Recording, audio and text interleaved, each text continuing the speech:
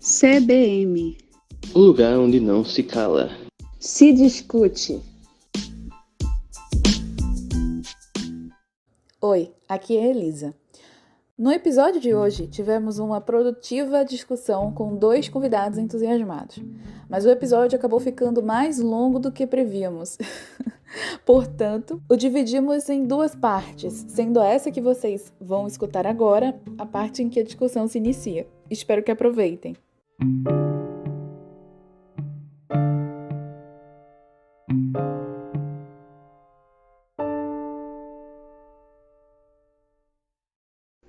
Você não presta.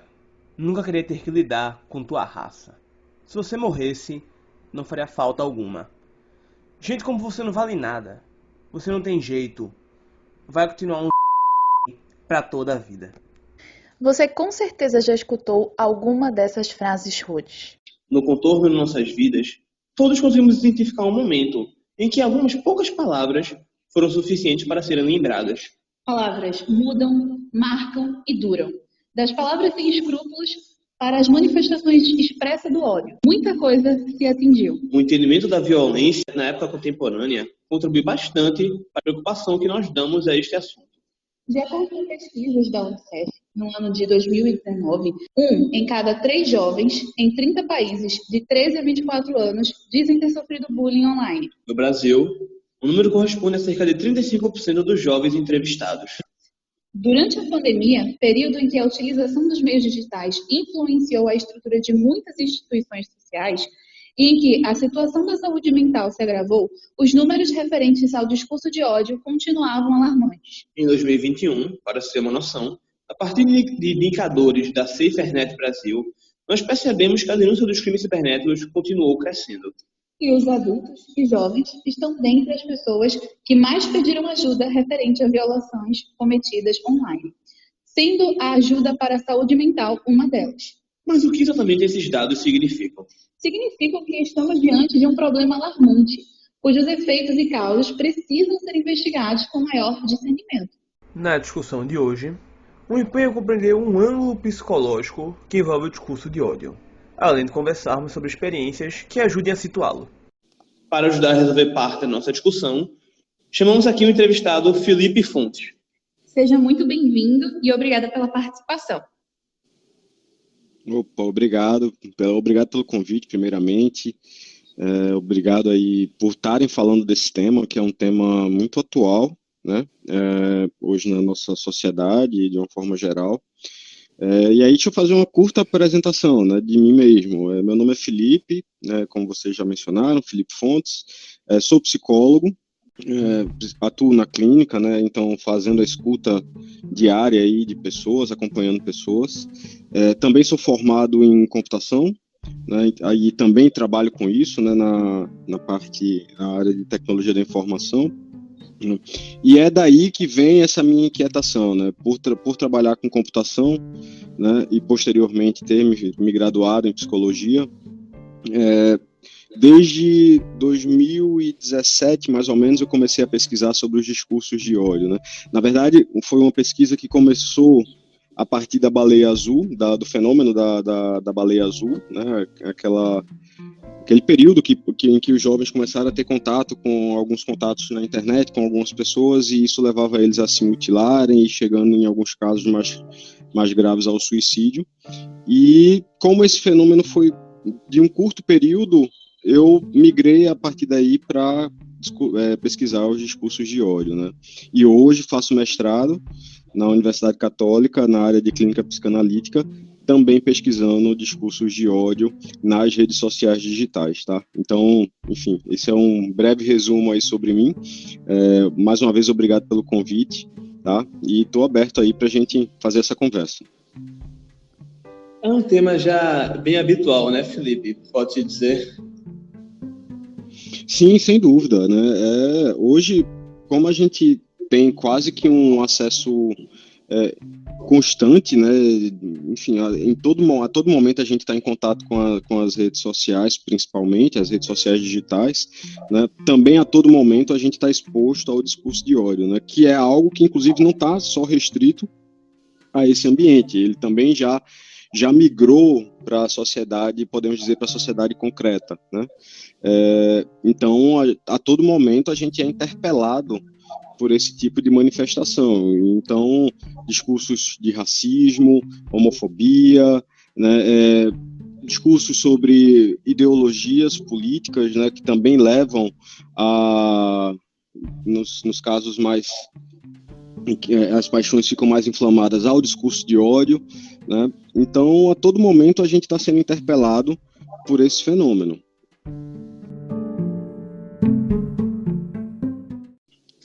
É realmente muito triste que, mesmo após tanto tempo, a humanidade não tenha aprendido ainda a lidar com a intolerância de maneira adequada.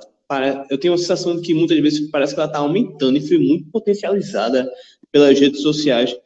Mas, tipo, do ponto de vista psicológico, quais razões, se pudesse delimitar, você daria para a intolerância, do ponto de vista psicológico? Veja, essa é a pergunta de 1 milhão, né? Porque muito se pensa que a gente consegue, né, por estudar psicologia, ter contato com as questões humanas e da mente humana, que a gente consegue dar uma causa, né? Mas as causas podem ser as mais diversas, né? A psicologia, ela não se pretende nesse lugar de dar razões específicas, precisas e concretas para os fenômenos do nosso dia a dia, porque cada pessoa, ela acaba sendo motivada, ela acaba sendo inflamada, ou como queiram chamar, por razões próprias. Então, para que a gente possa dar respostas, é sempre necessário que a gente ouça o humano, né? Ou que a gente ouça aquelas pessoas que estão se colocando naquela posição e proferindo esse tipo de discurso. Contudo, como não poderia deixar de ser, a psicologia ela dá direcionamentos, né? Ela indica lugares para onde a gente pode caminhar para tentar entender esse fenômeno de uma forma geral. Então, do ponto de vista psicanalítico, né, a gente pode falar nesse recrudescimento da não consideração do outro, né? Você falou aí lá no comecinho, né, sobre a intolerância, né? E a intolerância, ela vem da forma como a gente entende, de não conseguir conviver com a diferença, né? Ou seja, eu vejo diferente, aquilo que é diferente de mim ou do que eu penso, né? E não consigo lidar com aquilo. E ao não conseguir, e na verdade, mais que não conseguir lidar, eu não reconheço aquilo, né, com que eu estou me deparando. Então, isso acaba, de certa maneira, levando as pessoas a, de fato, não conseguirem conceber aquilo enquanto algo do humano também, na sua própria visão, né? E daí isso leva a esse desejo de eliminação, né? Esse possível desejo de eliminação daquele outro por não entender o diferente. Então, talvez a gente possa partir desse princípio, né, para pensar como esses discursos de ódio, partindo de um lugar onde as pessoas não reconhecem o outro e não entendem aquele outro na sua possibilidade de diferir, né, de ser diferente de mim, né, vai levando a esse desejo de aniquilar, né, de não reconhecer, essa não tolerância acaba chegando ao desejo de total destruição, né, de silenciamento do outro.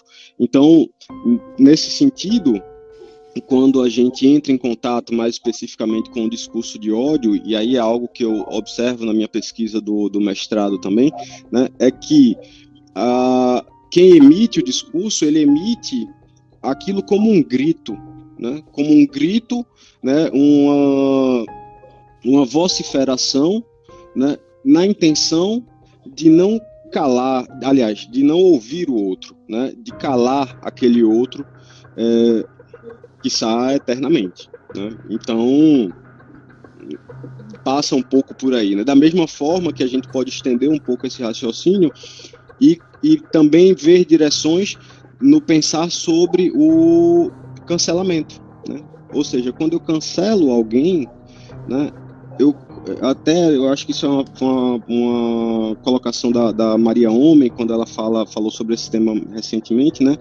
Eu coloco ali, é como se eu baixasse uma cancela e dissesse, olha, você não passa daqui, eu não quero ver você passar daqui, né? Então, eu vou e vocifero contra aquela pessoa na intenção de calá-la, né? Ou seja, eu não quero mais interagir com ela. E aí vem essa coisa do discurso que aniquila, né? Ou seja, desse ódio que me excede, né? Para que eu não ouça mais aquele outro, né? E aí vem a homofobia, o racismo e tal, no sentido desse desejo de aniquilação.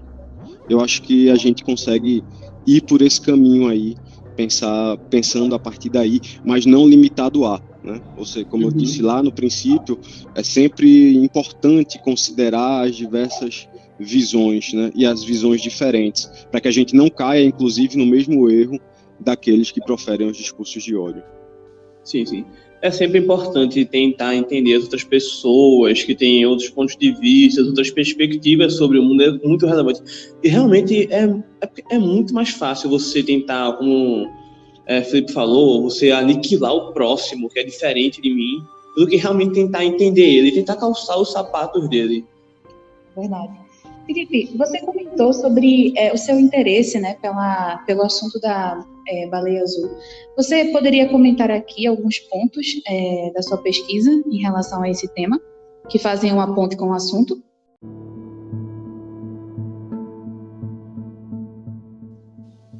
Veja, como eu disse, né, assim, a baleia azul foi um fenômeno que ele, na velocidade em que ele apareceu, em que a gente teve contato, começou a ver as notícias na TV lá, eu acho que isso foi em 2016, talvez 2017, né, com a velocidade que ele apareceu, ele parou e sumiu, né? Não sei se aí eu não consigo falar se por intervenção das autoridades, ou se por um desinteresse, ou se pelo próprio fim, entre aspas, desse fenômeno, né?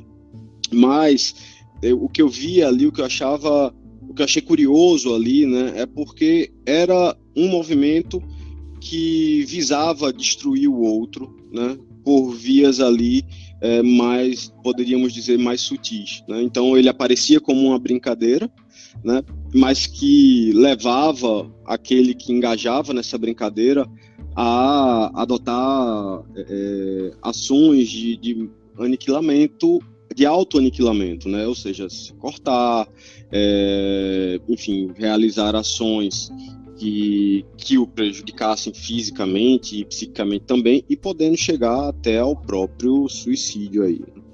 Então, eu diria que a gente poderia fazer alguma analogia e alguma aproximação disso como uma dispersão já, talvez, de um ódio ali que se gestava naquele momento, né? Então, porque você pensa, quando você tem uma figura que vai controlar uma suposta brincadeira, mas que o objetivo dessa brincadeira é levar o outro à possibilidade da morte, né? É preciso, talvez aí é minha opinião particular, né? É preciso que haja aí um ódio grande pela figura humana, né? Porque você pensar que você vai fazer algo, né, que vai atingir crianças principalmente, fazendo com que elas em algum momento cheguem a lidar com o suicídio, com o autoaniquilamento, né? Então, para mim, isso já é um sinal claro de um ódio aí que se coloca, né? E a partir daí, aí, como eu disse, né, mas quando eu comecei a pesquisar a baleia azul, né, talvez eu tenha começado atrasado, porque no meio do caminho ali o fenômeno se encerrou. Então, parou-se de se falar, parou-se de se produzir conhecimento a respeito. E, enfim, eu não tinha mais material propriamente, até porque, por uma questão ética, não me cabia ali. Eu ainda estava no começo da graduação, na verdade, e aí eu não tinha ferramentas para acessar essas pessoas que tivessem sido vítimas desse jogo mortal, né? Poderíamos dizer assim. Então é isso, assim, a aproximação que eu faço da Baleia Azul com a questão do ódio na internet e tal, é essa que eu mencionei, né? Realmente uma aproximação, eu não consigo, pelo menos não aqui, né, relacionar diretamente as duas coisas, mas foi nesse momento que eu disse, eu preciso olhar, talvez, o que é que tem em comum entre essas duas coisas, né? Era o ódio. Então eu comecei a pesquisar sobre o ódio, né, no ambiente digital, né? E naturalmente nesse ambiente digital como uma simulação, como talvez um simulacro aí da realidade, né? E que hoje em dia, na verdade, deixa de ser, assim, já de algum tempo para cá, para ser justo, deixa de ser propriamente uma simulação para se tornar apenas uma extensão da realidade, né? Então veja aí como estão os inventos, as discussões, os estudos sobre o metaverso, sobre realidade virtual, realidades estendidas de uma forma geral. Então, hoje a gente pode falar numa extensão da realidade, não numa simulação. Com consequências cada vez mais graves, né, para a realidade e se assemelhando cada vez mais para o bem e para o mal, né, pode-se dizer? Sem dúvida, né? Porque quando você olha para o ambiente virtual, existe um teórico, né, que eu passo por ele na minha pesquisa, que é o Pierre Levy, que ele vai falar dessa queda dessas fronteiras, né, e vai começar a tratar o ambiente virtual ou digital um lugar que não tem mais fronteiras, né? Então lá você enquanto pessoa na vida concreta, você se vê homem, mulher ou trans, enfim, no seu gênero, no gênero que você se identifica, né? Brasileiro, recifense, pernambucano, ou paulista, ou carioca, enfim, você tem uma formulação de identidade, né? Mas quando você passa para o ambiente virtual, digital, obviamente você leve isso, mas ali no ambiente virtual, essa delimitação identitária, ela acaba caindo, né, de certa maneira. Então ali você está não faz diferença se você é brasileiro ou se você não faz tanta diferença, é claro que isso entre aspas, ou você é japonês, você pode entrar em contato com aquela pessoa num lugar onde não se define exatamente a fronteira, senão a da linguagem, talvez, né, da linguagem, da cultura de uma forma geral, né? Então, Pierre Levy vai colocar isso, a queda dessa fronteira, e aí a gente pode, mais uma vez, fazer uma aproximação com essa passagem, né? Então, cada vez mais a gente vai estendendo a nossa realidade física, nossa realidade tátil, né, para o mundo virtual. Então, hoje não tem mais diferença. Você tá andando no meio da rua, quantas vezes vocês olham, seja na universidade, seja no meio da rua, as pessoas andam ali, né, caminhando na rua, mas estão com a cabeça olhando, apontada para o celular, conversando, interagindo, postando na rede social, fazendo stories, tirando selfie e por aí vai, né? Então, essa linha que dividia, porque vamos lá, se você volta um tempo atrás, aí eu trago um pouco da minha experiência com os computadores, né? Se você vai ali para o ano de 99, 97, 98, na verdade, eu acho que pelo menos aqui em Recife, quando a internet começa a pegar velocidade, né, no sentido de adesão, né, a gente, até para economizar na conta, a gente entrava na internet a partir da meia-noite durante a semana, porque era o pulso único, né? Talvez vocês nem tenham tido contato com isso, vocês já tenham começado a usar na banda larga. Mas a gente precisava conectar via linha telefônica e tinha um horário para fazer isso, porque era quando a conta telefônica ficaria mais baixa, porque só se contava um pulso, né? Então, você tinha esse horário, você tinha um limite muito bem definido ali de, não, vou entrar aqui a partir da meia-noite. E no final de semana era a partir das 2 horas até a meia-noite aliás, até as 6 horas da segunda-feira, se não me falha a memória, né? Então havia esse limite, né? Você não conseguia pegar o seu dispositivo, o seu celular, e a qualquer hora ali você já está conectado, está olhando o Twitter, está olhando o Instagram, o Facebook, qualquer outra rede social, né, ou fazendo qualquer outro tipo de interação ali com o da internet. Não existia isso, né? Só que quando a coisa vai avançando, o acesso vai sendo mais democratizado, né, que cada vez mais pessoas vão tendo condições de acessar a internet, né, essas barreiras, essas fronteiras, elas vão caindo e o acesso começa a se tornar cada vez mais ubíquo, né? Ou seja, a qualquer momento, a qualquer hora, eu saco meu celular ali do bolso e estou na internet, né? Então, isso talvez contribua para que a gente perca essa noção de diferença de espaço, né? Para considerar tudo a mesma coisa, né? E aí, nessa esteira, aquilo que eu começo a expressar na internet vai sendo transferido para o que eu estou expressando também, né, na vida cotidiana. Embora a gente ainda veja hoje muito...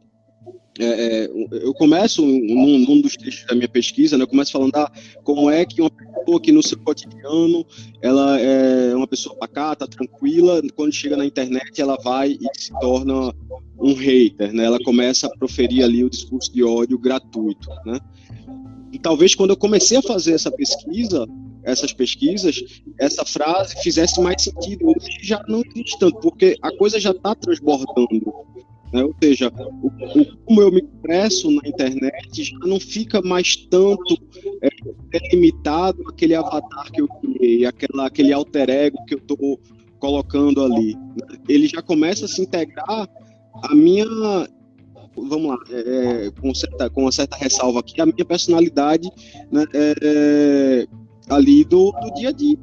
E aí, se eu vou lá e xingo alguém, se eu sou alguma pessoa racista e vou lá e faço um xingamento em relação atingindo a raça, a etnia de uma pessoa, né, e perde-se essa fronteira e eu começo a expressar aquilo, perdem-se os filtros. Esse é o ponto, né? Então, começa a fazer parte do meu cotidiano. E aí talvez você veja hoje esses atos de intolerância, né, do dia a dia, seja em relação à orientação sexual, seja em relação a questões identitárias, né, de etnia e por aí vai. Então, não sei para onde a gente caminha, né, mas eu tenho muito receio, né? Espero que esse tipo de trabalho que vocês estão fazendo de comunicar, né, que outras discussões que surgem na academia e que vão para a sociedade de forma geral ajudem a pensar esse cenário e contribuam para uma mudança, né? Mas eu confesso que eu tenho muito medo do que pode vir pela frente.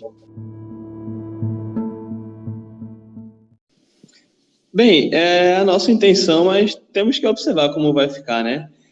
Felipe, inclusive, eu gostaria agora de apresentar um outro convidado, um elemento chave para a nossa discussão aqui, para agregar mais, Exatamente. ainda mais.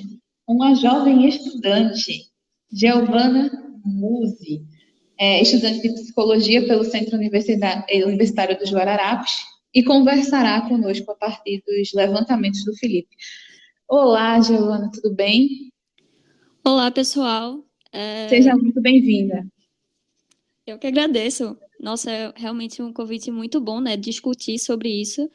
E eu sou estudante da FG, porém, eu também sou social media. Eu trabalho com gestão de redes sociais. Então, sempre estou em busca de como está o mercado, como está todo o algoritmo, enfim, sempre estou estudando as redes sociais para esse entendimento. E eu sou estudante do 8º período, então, próximo ano, com fé, nós vamos finalizar esse período com toda a força. E o que foi colocado por Felipe, né? Primeiro, adorei o começo dele, que ele falou que não tem como apontar uma causa psicológica para isso, porque realmente vai depender muito da construção social e cultural dessa pessoa, de como ela se comporta, do que ela vive, e ela vai refletir muito nisso, né? E acredito que, diante de todos esses pontos que ele colocou, a gente percebe muito que na rede social, infelizmente, qualquer forma de chamar a atenção, acaba sendo um caminho para alguém ganhar fama, né? Porque se você parar para pensar, essa pessoa ela faz esse tipo de comentário e ela, querendo ou não, tem muitos efeitos compensatórios em cima disso. Porque tem pessoas que se motivam e curtem ou comentam ou dão risada daqueles comentários. Então, essas pessoas que fazem esse tipo de discurso, elas já recebem um feedback de que aquilo que ela está sendo, que está sendo colocado por ela é algo bom. Então, diante de tudo que ele fala, você dá para acrescentar essa questão, né? Porque, tipo, você para pensar quem são essas pessoas que fazem esse tipo de discurso e você percebe que são pessoas que fazem um tipo de discurso absoluto, uma verdade absoluta que ela cria para ela, né? E ela tem a capacidade nem de desenvolver uma empatia sobre aquilo que está sendo gerado. E sempre ela está levando aquele comentário para um lado negativo. Então, se você parar para pensar, né? É uma coisa que elas meio que projetam opiniões em cima de outras pessoas e sem medir esforços. Eu acho que a gente pode até citar, assim, meio que sites de fofoca. Porque, por exemplo, o site de fofocas, claro que tem toda a informação, né, que eles mesmos vai estar passando situações de informações que vai ser benéficas e tudo mais, mas tem site de fofoca que vai estar ali pegando uma pessoa e colocando, o que é que vocês acham dessa pessoa? De que forma o que ela fez é certo ou errado? Então, você vê que a própria cultura, assim, na internet, ela incentiva esse tipo de comentário, esse tipo de discurso. Então, é algo a se pensar, né? Que essa pessoa não só tem uma mente, assim, meio que projeta seus sentimentos em cima de outras e ela tem um efeito compensatório diante dessa situação. Porque aquele desejo dela, ela está sendo suprido porque as pessoas que estão em sua volta, ela também contribui para aquele tipo de discurso de ódio. Então, acho que esse é um ponto importante para se falar. Elas acabam quase que sendo gratificadas nesse meio. A aprovação, né? Sim. Muitas vezes até entrando em alguns sites, em alguns redutos mais isolados da internet, algumas subculturas. Sim. Eles têm um respaldo muito grande, e eles agora se sentem quase como se não estivessem mais sozinhos, que as opiniões deles agora têm um respaldo de toda uma comunidade. E se exatamente falando que é um comentário construtivo, né? A diferença entre o comentário construtivo nas redes sociais e o discurso de ódio. Exatamente, como o Felipe coloca, né? Que, tipo, como a rede social, ela perde as margens do que a gente vê aqui na sociedade, né? Ela perde completamente os filtros de pessoas. Você começa a ter uma opinião parecida com alguém. Você começa a se montar em grupos para fazer esse tipo de discurso. Então, por isso que se torna preocupante.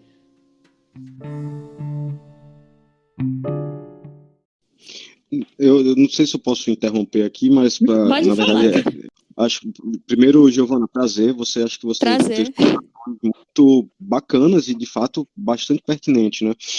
E isso que você estava falando a respeito dos comentários que são feitos ali, né? É como se de fato a verdade que aquela pessoa coloca, ela vê aquilo como verdade absoluta e não há possibilidade de ser refutada, né? Então, a partir do momento em que eu vou e coloco ali aquela verdade que eu estou emitindo, né, que eu estou pensando ou pela qual estou me respaldando, né, eu não admito, né, qualquer contraponto a respeito, né? E aí, se eu vou pensando nisso, né, pensando na emissão dessa verdade, se eu vou e começo a xingar uma pessoa, né, começo a ter um discurso de ódio em relação a uma determinada pessoa, personalidade, né, é como se aquilo fosse de fato a verdade absoluta que eu acredito, e isso gera esse laço com outras, né? Isso engaja outras pessoas, e eu não estou me referindo ao engajamento da rede social, mas faz laço com outras pessoas, né? O ódio por si só, né, ele tem esse poder de enlaçar os outros, né? Então você começa a ter, na verdade, uma massa de pessoas que vão engajar ali naquele dito que você fez, né? E vão ratificar e vão validar aquilo, né? E daí você começa esse movimento de destruição das pessoas. E as vítimas, né, que passam por isso e acaba dando a resposta, né, contra a resposta deles, e acaba fazendo exatamente o que eles querem. Fazer você sentir raiva, fazer você criar um ódio diante daquela situação, e acaba respondendo e colocando isso em vista. Eu já vi muitos famosos, por exemplo, que colocam na sua rede social, dão um print no comentário e posta nos stories, cobrindo o nome da pessoa, e posta o comentário. Então, isso para eles é uma coisa ótima, porque você está contribuindo para que, caramba, olha, esse meu comentário, tá vendo? Eu ganhei a atenção daquela pessoa. Porque é exatamente essa questão. Você percebe que existe uma carência de atenção para que aqueles comentários sejam respondidos.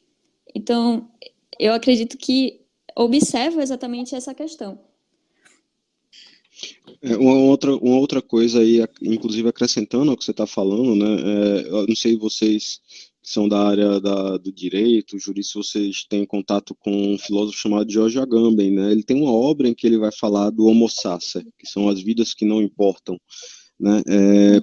E parece-me às vezes que quando um alvo é identificado, ele automaticamente se torna esse homo sacer, né? Então eu posso destruí-lo, né? Não há empatia com aquele outro, né? Eu posso aniquilá-lo. Então a massa, quando ela se reúne, que vai, né, à caça desse alvo ali com comentários odiosos, né, podemos chamar assim, né? É porque é como se aquele contra quem eles estão indo não importasse mais, ele pode ser, de fato, aniquilado da sociedade, né? E aí, só para complementar esse raciocínio, né, e o raciocínio anterior que a Giovana estava colocando, Lacan, quando traz a ideia do gozo, né, ele vai falar ali justamente dessa satisfação que há, né, do sujeito em coisas que acabam afetando ele também, né? Tentando falar de uma maneira simples aí, afetando ele ativamente. E aí o que a gente vê, o que eu vejo, né? E aí é minha impressão, né? É que há um gozo do ódio, né? Ou seja, odeiam e amam odiar, né? Então, não sei se vocês já ouviram a expressão, tipo, eu sigo fulano só para ter raiva, porque eu odeio o que ele posta. Parece que esse gozo, ele entra em cena aí, né? Eu amo odiar aquela pessoa, né? E aí eu acho que isso vai contribuindo para a queda dessas fronteiras, para a queda dessas barreiras e para essa perda da empatia, né? Sim. Quase que uma cultura do ódio, né? Pode-se dizer. Bom, daqui você já deve ter conseguido captar noções elementares que direcionam a investigação psicológica por trás do discurso de ódio. Mas a discussão não termina por aqui. No próximo episódio, discutiremos experiências que colaboram para o entendimento de outros aspectos da temática, além da tentativa de concebermos uma medida combativa eficaz a ela. Por isso, fiquem ligados. Esperamos vocês na próxima semana.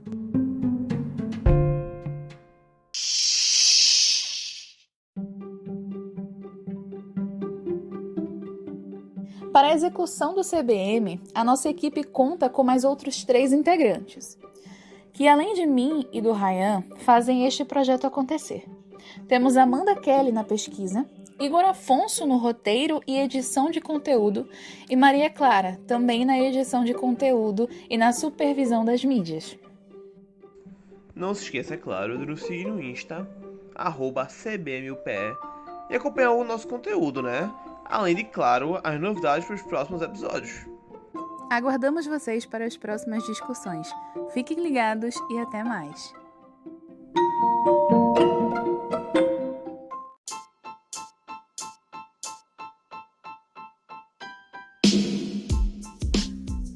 CBM.